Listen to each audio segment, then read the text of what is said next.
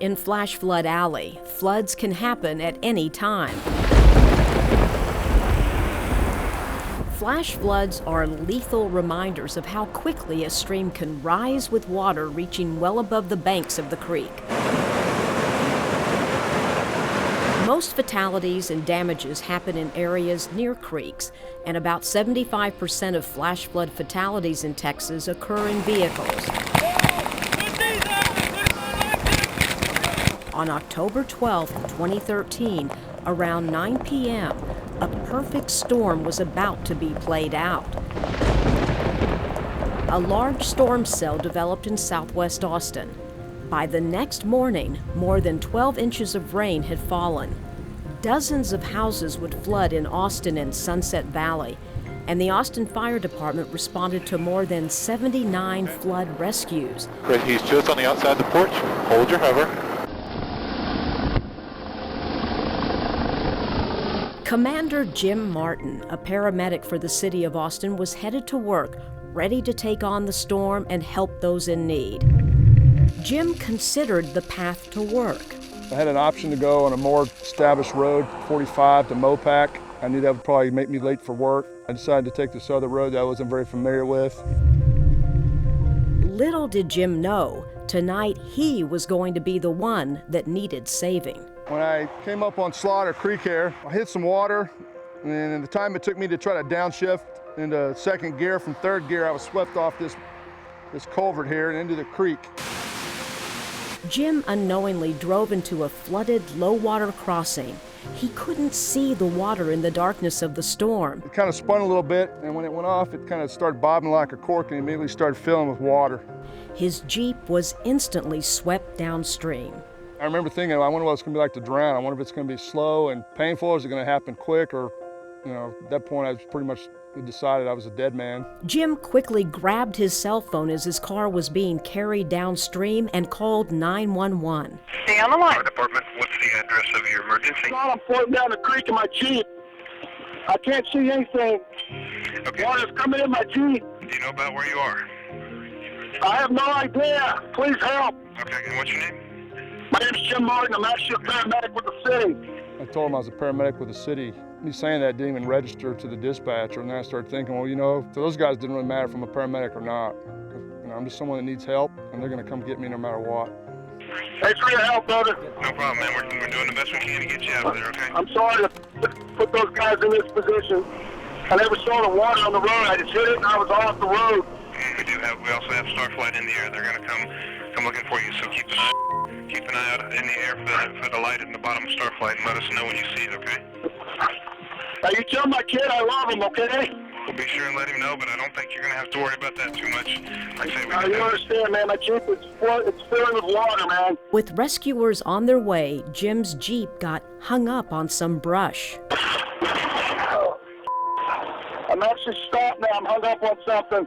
I got hung up somewhere, I'm assuming it's in this field, but it was far enough in the middle to where I was completely surrounded by water, and I don't know how long I stayed hung up at that spot. I broke free again, and my little boat ride continued down the creek. All right, can you see or hear that helicopter yet? All I can hear is the water coming over the Jeep. I remember thinking, if I get in the water, A, I'm going to drown, and B, they're never going to find my body. So I was actually playing out scenarios in my mind. Would it be better to go into the water and drown or stay in my Jeep and drown? If I stayed in my Jeep and drowned, at least they'd find me. Meanwhile, Starflight was having difficulty finding Jim. The creek had two branches near where Jim was swept off the road. He could have been carried down either one, and Starflight had only enough fuel to search one of them. They made their decision. They think they see a vehicle. Tap your brakes for me so the unit's looking. I'm tapping them, man. I'm tapping them. Okay. Yeah, I'm tapping them. When I was tapping the brake pedal, I was trying to do SOS. I can remember it was ... dash, or the other way around, so. Did they see me? The one they were looking at wasn't you because it had headlights on. Did you get one EMS that I'm going to be late? And then my Jeep got hung up for the last time. It hit something pretty hard. It went in, the rear end of the Jeep hit whatever it hit super hard and it stopped. You see that tree with all the debris at the base of it? That's where my Jeep was. The scary part was the moving. It wasn't so much being stopped, the water coming at you. if I could just hang on until the sun came up, I'd at least better see where I was at. I just had to last till the sun came up. There's the tree right here. And so I climbed into the tree. I kind of sat down. I realized I was going to live, so I had, that was a pretty good feeling.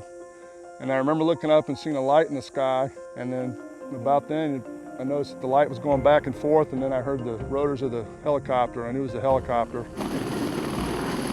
Power line. What's that? There he is, there he is.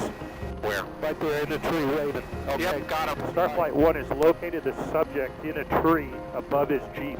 We're going to start a hoist. But I gotta be honest with you, I sure was glad to see that helicopter. At that point, I knew for a fact I was going home. I knew the guys on Starflight are top notch, and I knew that at that point, it was almost like a huge sense of relief, because I knew not only was I gonna live, but I was gonna be going home. Okay, holding rescuer 10 feet below skid. Flight 1 is bringing subject into cabin, proceeding towards Slaughter Avenue. Below skid, victim's gonna come in the doorway.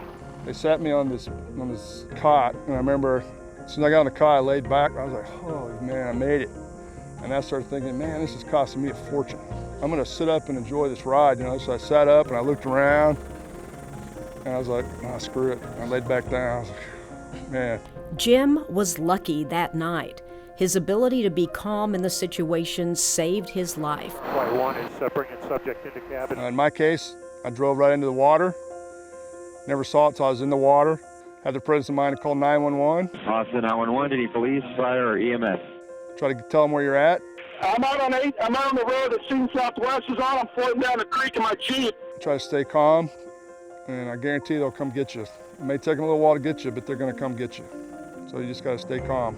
Driving at night during rainstorms makes it very difficult to see dangers ahead of you. The City of Austin reminds you to keep yourself, your passengers, and emergency responders safe during floods. And remember, save yourself. Turn around, don't drown. For more information, please visit austinfloods.org.